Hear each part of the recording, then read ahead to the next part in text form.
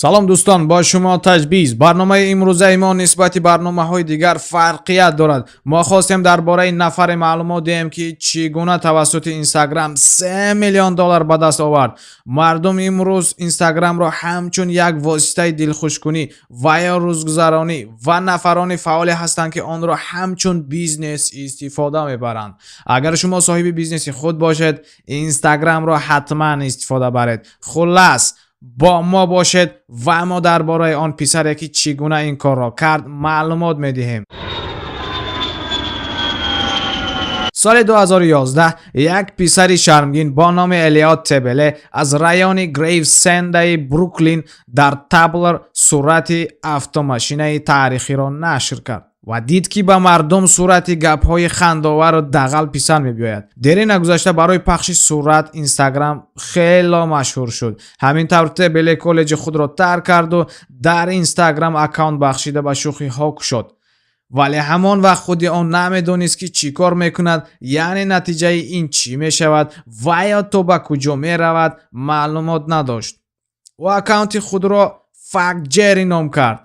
امروز در اینستاگرام او زیاده از 13 میلیون подписчик است. تبله با کمپانی درآمدناک اساس گذاشت. با حساب فوربس در سال گذشته برند او قریب 3 میلیون دلار درآمد به دست آورد. در کمانده تبله 20 نفر کار میکند. همچنین شریکان او الی بالاس، بن کاپلان، میک پورزیتسکی و جیمز اگلیگر. آنها همجای نه تنها صورت‌های هزل و شوخی می‌سازند، اینچنین اگنس‌های جری میدیا را اداره می‌کنند که برای کمپانی‌های جنرال میلز، سابوی و اکسپرس کانتنت آماده می‌سازند.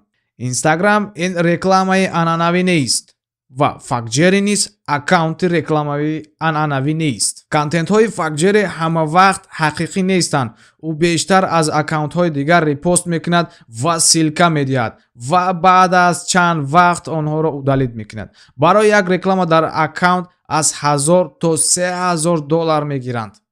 توسط اکانت خود تبله باز به فروش سوینیر، فوتبالکا و کارت های بازی را به راه مانده است. کارت‌های بازی را در آمازون با نرخ 30 دلار می‌فروشد. این کارت از روی فروشش در جهان زینه‌های بالا را کسب کرده است. خلاص این جوان شرمگین با 13 میلیون اودیتور خود میتواند صدها پروژه دیگر را آغاز کند. شما نیز تماشابینان عزیز وقت خود را بی‌درک در اینستاگرام نگذرانید. یگان ایده را فکر کنید و با 2-3 نفر همه روز کار کنید. یک کمی اودیتور جمع کردید، میتوانید یگان کار دیگر را آغاز کنید. توسط اینستاگرام خود آنها را فروشید. حرکت کنید، اودیتور انگلیسی را انتخاب کنید. با زبان تاجیکی از 150,000 زیاد کردن نمیتوانید.